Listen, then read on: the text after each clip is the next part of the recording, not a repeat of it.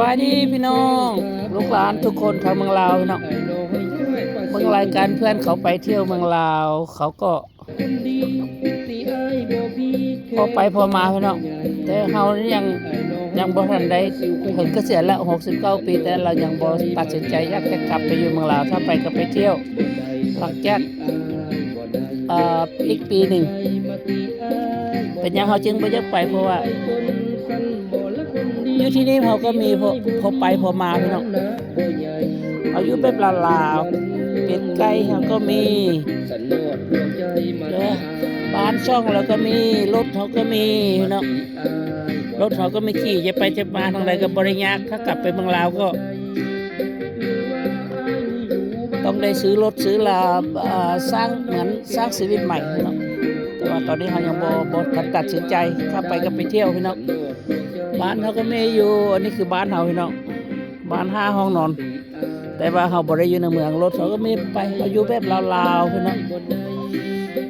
นี่ก็คือเขาจะปลูกเรือนให้เขาจะมีบ้านน้อยเขาจะเลี้ยงไอ้ห่านเขาจะปลูกเรือนให้ห่านอยู่พี่น้องเขามีห่านอยู่ตอนนี้เขามีห่านน้อยอยู่19 ตัวเขาจะเลี้ยงห่านตีบ่ได้น้องดอกตีว่าอ้ายเท่าสันบ่ระวังเด้อเจอบักเท่าและสิแล้วตอนนี้เขากำลังออกมาแกะไก่พี่น้องอย่าว่าเด้อว่าบ่เอาแกะไก่เขามีไก่น้อยอยู่ตัวนี้เขาจะเลี้ยงไก่น้อยพี่น้อง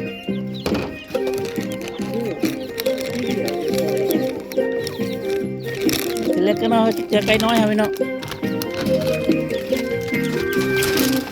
เอาไปยังให้ไก่ใหญ่เอามีไก่น้อยอยู่ตัวนี้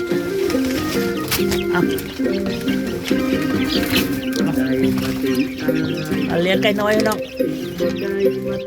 นี่คือไก่น้อยเอาในถังน้ำเขาอยู่แบบลาวๆคนลาวพี่น้องเขาเป็นเสื้อซาดลาวอยู่เกิดอยู่ทางโน้นแหละทางที่ฝังสายแห่และสายเบอร์ก็ชื่อทางสัญญบุรีได้พี่น้องสัญญบุรีมันเกิดเมืองนอนอยู่ทางโน้นนะทางเมืองวาพี่น้องเมืองปักลายเอามาอยู่อเมริกาได้45-46 ปีแล้วพี่น้อง46 ปีแล้ววันนี้เป็นคนลาวอยู่เหมือนเดิมแต่เขาเป็นซิติเซนได้คนลาวอยู่เหมือนเดิมเขาก็อยู่แบบลาวๆเหมือนเดิมเพราะคนลาวเขาก็ตัดสัญชาติก็ยังเป็นคนลาวอยู่เหมือนเดิมมาอเมริกาก็ไม่มีปัญหากับใครเลยพี่น้องตอนที่จากบ้านเขามาก็มาเห็นเพื่อนมาก็มาของเขาบ่ได้สร้างศึกสงครามกับใครเลยบ่ได้ฆ่าฟันรันแทงใครเลยพี่น้องมาก็มาเห็นเพื่อนมาก็มานะแต่เอาคือว่าใครเป็นไผส่งเขามาทำมาเฮียนแล้วว่าเอาคือว่าพระเจ้าเป็นผู้ส่งให้มาเขานับถือทางด้านศาสนาพี่น้องศาสนาเขาเรียกคริสเตียนเป็นคนเชื่อทางด้านศาสนาเราก็เลยว่าพระเจ้าส่งเขามาอเมริกาแล้วมาเรียนพี่น้องมาเรียนอยู่ในอเมริกาเรียนทุกอย่างตัวได้เรียน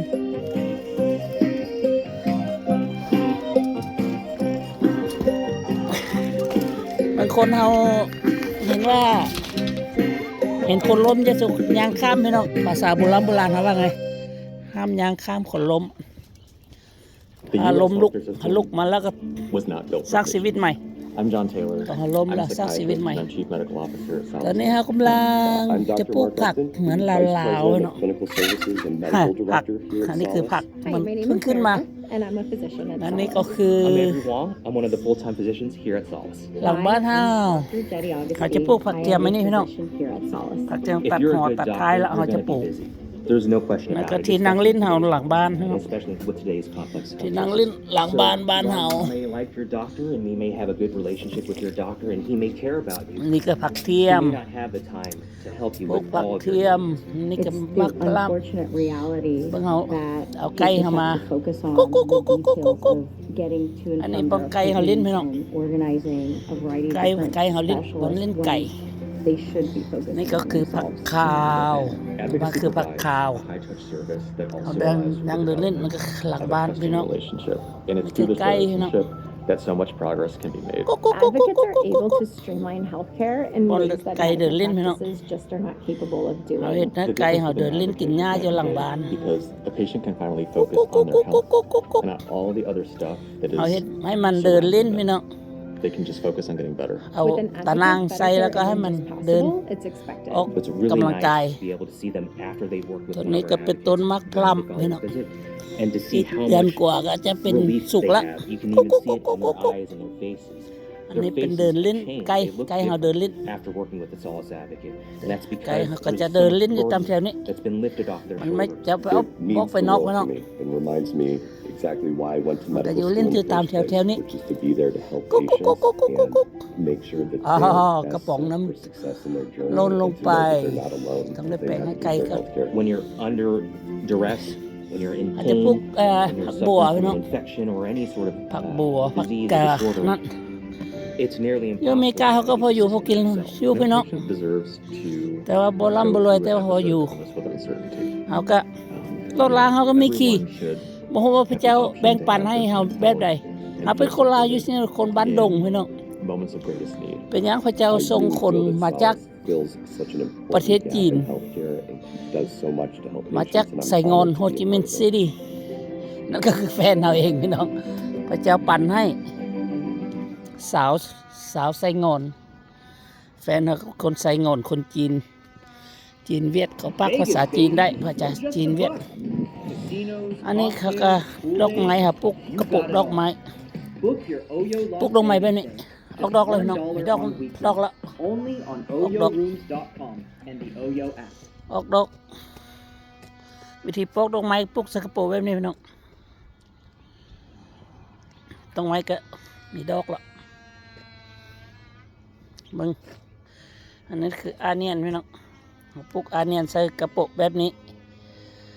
ปลูกอาเนียนใส่กระปุกแบบนี้ยักมันไม่ได้ก็จะเทลาบ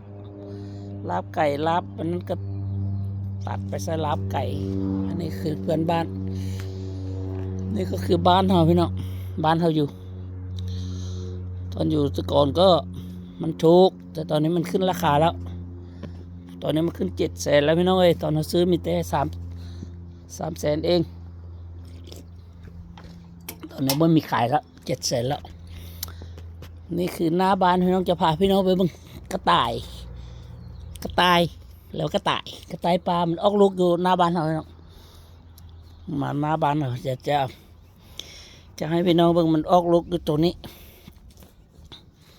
มีสวนดอกไม้อยู่ตัวนี้เบิ่งว่านี่คือต้นมะกรูดบ้านเราต้นมะกรูดเดี๋ยวฟังเพลงหน่อยหนึ่งเพลงหน่อยหนึ่งเพลงอย่างน้อ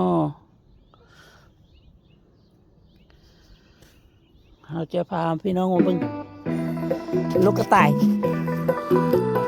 เห็นบอลลูกกระต่ายได้เห็นมันเกิดลูกอยู่ที่นี่พี่น้องสิ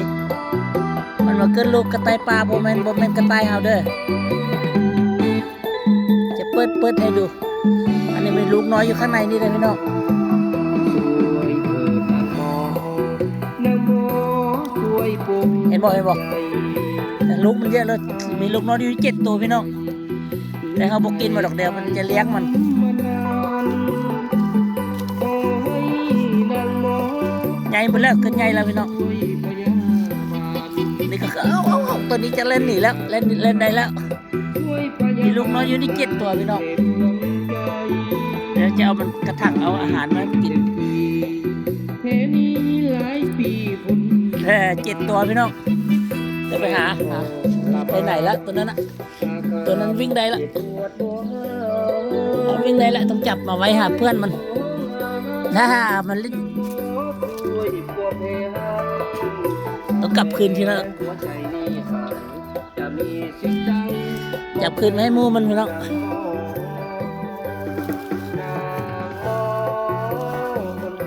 อ่ะขึ้นไปอยู่กับเพื่อนตัวโอเคเดี๋ยวจะเก็บมันเข้าไปไว้ข้างในกระต่ายป่าพี่น้องว่ามันเดินได้แล้ว เป็นหมอบ่ส นี่คือสภาพการบอนเฮาอยู่เนาะชีวิตประจำวันนี่คือบอนเฮาอยู่แล้วก็อยู่แบบลาวๆเนาะหลังบ้านเขาก็เป็นป่าเป็นที่เดินเล่นมีถนนเดินเล่นหลังบ้าน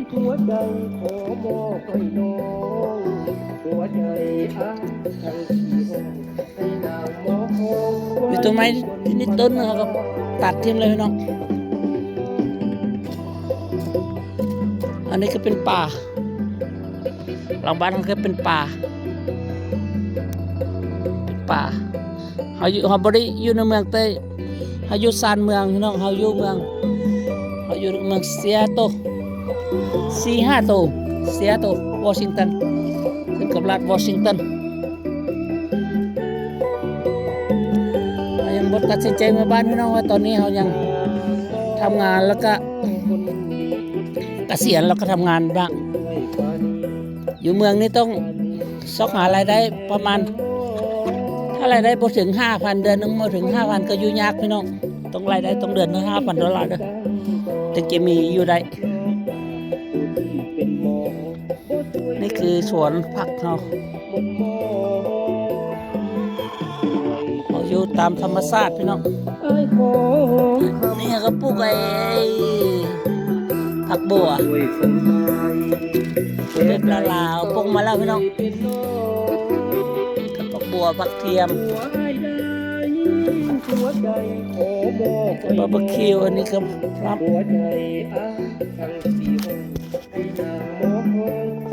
เดินทำงานไม่เหนื่อยครับก็มาพักผ่อนอยู่ที่นี่เนาะที่นี่ก็ที่พักผ่อนจนถึงเห็นอยู่ทางเจ็ดบ้านเขาทางน้ำพุนกันหลัดสาวปลูกไอ้มันต้นบ่มาดูแล้วดูปลูกฝังนางไหมปลูกมันต้นอยู่น้ำพุนน้ำมันยังบ่ทันได้กลับอยู่อเมริกาอยู่ตอนนี้พักวิเคชั่นอาทิตย์หนึ่งก็เลยหาปลูกฝังปลูกตามลาวแบบลาวปลูกผักบัวปลูกผักเทียมเป็นอยู่บ้านเขาอยู่เฉยๆบ่ได้เพราะว่าเขาเคยทำงานมาแล้วเขาต้องได้ทำงานอยู่อเมริกาเวลาว่างเขาต้องทำงานส่งข่าวให้พี่น้องฟังพี่น้องพอเห็นคนลาวทึกเขาส่งไปอยู่ประเทศลาวทึกมีรถมีลายพี่น้องช่วยเหลือก็ได้มีรถจักรขี่มีบางคนก็อยู่ทางเวียงจันทร์ก็มีรถขี่ไปมาได้สะดวกสบายแต่เขายังบ่ตัดสินใจกลับบ้านพี่น้องเพราะว่าเขายังทำงานอยู่จะเกษียณแล้วยังทำงานอยู่ตอนนี้ก็ได้69 ปีแล้วรายได้เกษียณก็บ่เท่าใดเพราะว่าภาษีอยู่อเมริกาภาษีเหมือนกับอยู่ประเทศลาวครับพี่น้องเกษียณก็ประมาณบอกตรงๆว่าเขาเป็นคนชื่อเขาบ่ได้เป็นคนรายได้เกษียณก็เดือนนึง 2,000 พี่น้องทำงานก็ประมาณ2,500 รวมถึงก็เป็น 4,000 กว่าเคยพออยู่ได้ถ้าไม่ถึงนั้นก็อยู่บ่ได้พี่น้องถ้าไปอยู่เมืองลาวนี่ก็อาจจะเขาจะถือว่าเป็นคนรวยแต่ว่าอยู่อเมริกาบ่รวยเพราะมันของชีพสูงรายได้สูงของชีพก็สูงขึ้นอยู่กับของชีพอยู่ได้ก็แบบนั้นโอเคขอบใจที่เบิ่งรายการเฮาพี่น้องเฮาก็บ่จะเห็นเฮาก็ลงไปใน YouTube ชื่อเท่าดาวดวงดาราเป็นภาษาอังกฤษดาวดวงดาราดาวบ้านดงดาวบ้านดอนนี่แหละเฮาเกิดอยู่บ้านดงฝั่งสายแห่แผ่สายเบอร์ก็สงสัยอยู่ป่าอยู่ตรงนั้นเมืองวาเมืองปลาไหลแข็งชัยบุรีพี่น้องอัดเทปมาให้พี่น้องเบิ่งขอบใจหลายๆที่เบิ่งรายการเราโอเคบายบาย